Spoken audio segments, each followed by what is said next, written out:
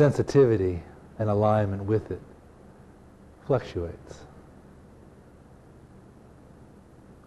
It is this aspect of being, for the human being, the swiftest way. It intensifies all qualities.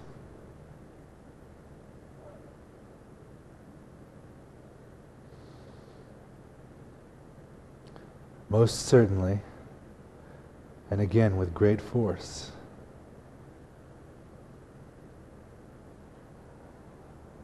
the inner courage to hear the conversation is what must be acquired, because the speech is always present. There is a way of studying that formula, the form of the Guru, in its multitude of forms, that becomes a science in itself. So as one becomes sensitized over a multitude of incarnations to listen for the inner voice,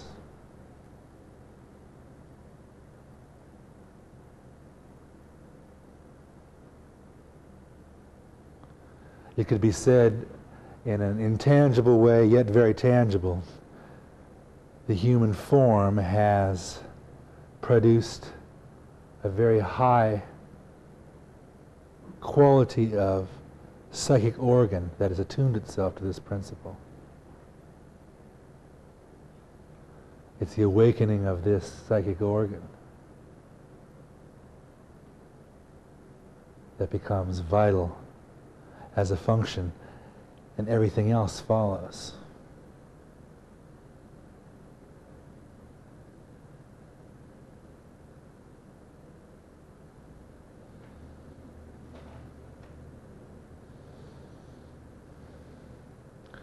To meditate on the qualities of the Guru, the form of the Guru, is one of the swiftest ways.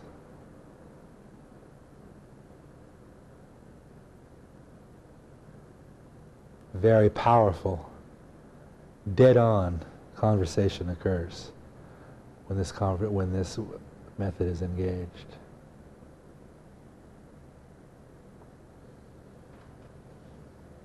It is its very closeness that makes it valuable.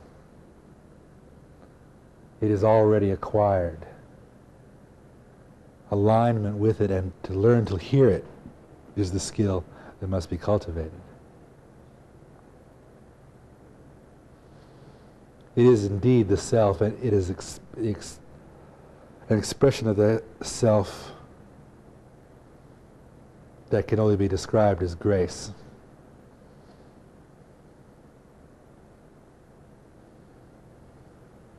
The subjective search is very simple. Who am I? Who is the doer? The search for the agent of action. Who is the doer? Who is producing this action? Who is enjoying the fruit of this action? Who is it that seeks this knowledge? Who is it that seeks the self?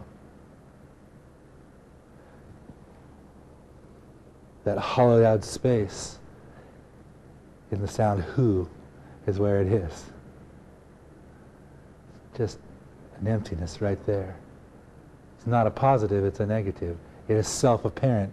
It does not appear as something that takes up space. Anything that takes up space, it becomes objective. If it is experienced, it becomes objective. The subjective arises apparently and simultaneously.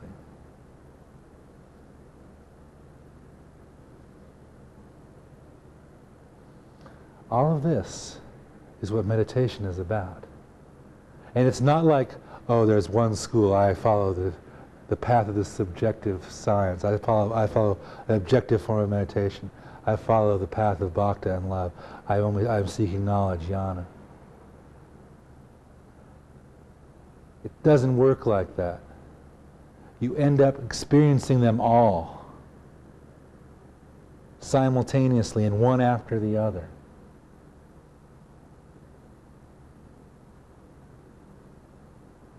You find your consciousness doing that. First it's linear, then it becomes a field. Field becomes a plane, plane becomes a shape. Object becomes something in space, the space becomes the object. It's always associating itself, it's relative. It's like a person trying to walk out of a forest. They can't see the forest for the trees.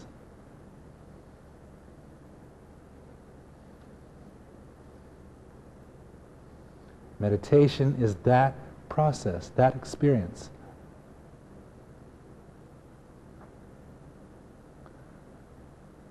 Don't objectify it or isolate it into some kind of rigid, template-like discipline. It will not function that way.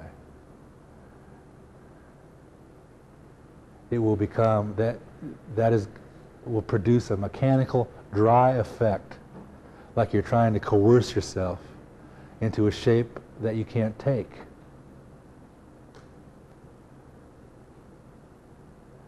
And perhaps even if you succeed in taking the shape, all that can be said is, yep, you produced that shape. But that's not meditation. Or that's not its goal. It's an inclusory path. It's an inclusory way.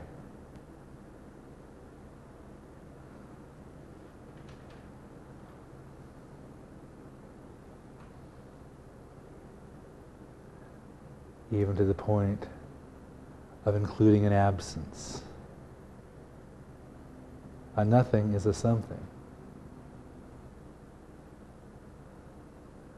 One of the aspects of meditation is it produces an interest in the subject. You essentially have to be interested in the subject, why things work, what makes things go.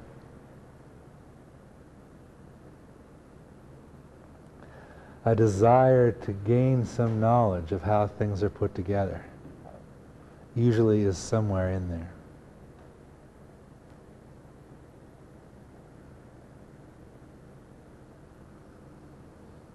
The qualities of the practice of meditation involve the cultivation of silence, the cultivation of seclusion, the cultivation of discipline. As far as the practice of your hour a day, your 2 hours a day, your 3 hours a day, it's best to set a time that you will meditate. And set a place that you will meditate. Because we are a biological field, there are rhythms to our being. If you set a time of meditation and you, by repetition, start meditating, just get up at 4 in the morning and meditate in that pre-dawn silence. I mean, it's one of the things that we have to face in this world. It's very difficult to come by seclusion and silence. The world is very silent from 3 a.m. to 6 a.m. Very beautiful time. And it's also that time where the scientists of awareness of this sphere are the most active. There's a concentration of divine activity there. There's a concentration of divine waves. They're more present and easy to detect.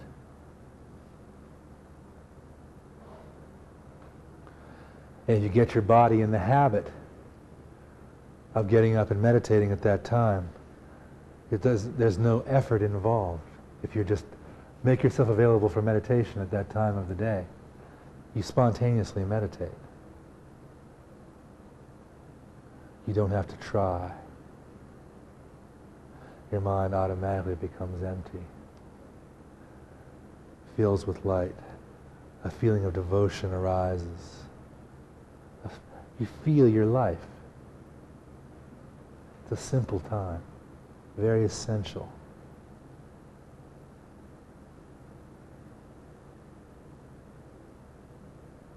As I say, as an aspect of stalking your habits, I tell you to stay up all night on a regular basis. Even if you have to go to work tired the next day, just sit up all night. Break yourself out of the dream. That's an action of inspiration. You should wait for that feeling. When you feel it, do it.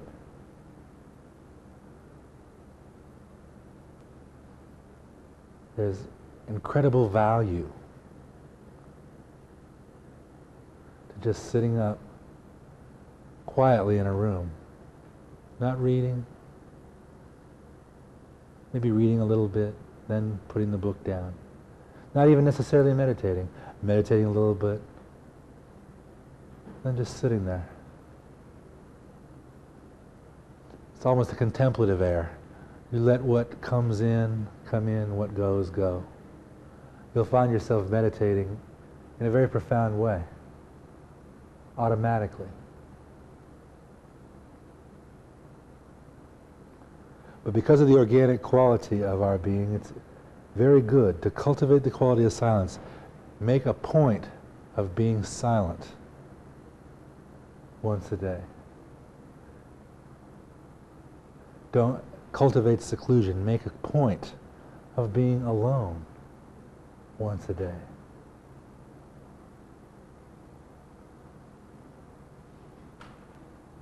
Just be alone.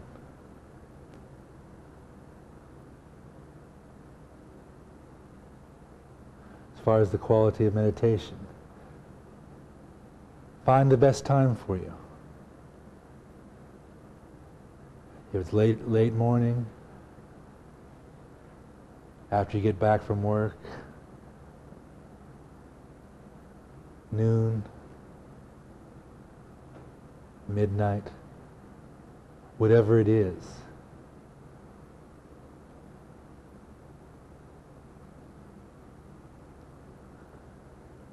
Set a time where you are in that meditative state, because it will add itself into your biological clock. After you meditate at 4 a.m. every day for 30, 40 days, whether you get up or not, after a while, your mind and your body and your energy will go into a meditative cycle spontaneously. The momentum of it. Just as like you have the spontaneous cycle for eating and sleeping, add meditation into that biological cycle. Something very important happens to us. We open to the deepest aspect of our own nature when we meditate. And by systematically ingraining it into our form, because it is such deep, rich spiritual food, our being will soak it up.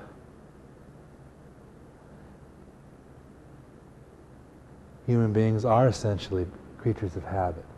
So rather than have that defeat you, employ it. Make a habit of meditation.